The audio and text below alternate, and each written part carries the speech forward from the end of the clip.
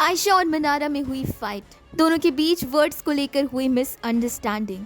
होता कुछ यूँ है कि आयशा पास हो रही होती है, वहाँ पर मनारा इंडिविजुअलिटी के बारे में कुछ बोल रही होती है। अब यहाँ पर सब मजाक कर रहे थे और शायद मनारा थक गई थी, तो इस पर आयशा ने कहा कि आप जाकर इंडिविजुअल सो जाइए।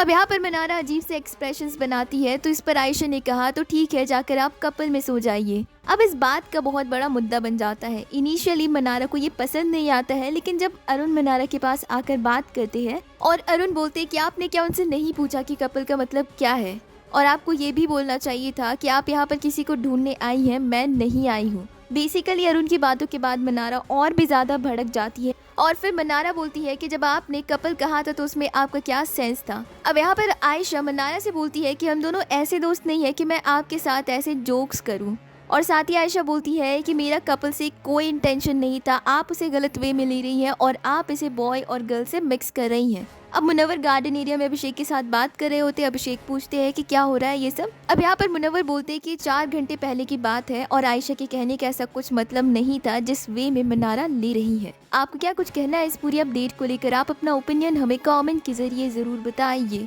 और साथ ही टेलीविजन से जुड़ी सभी लेटेस्ट अपडेट के लिए सब्सक्राइब करें हमारे चैनल को।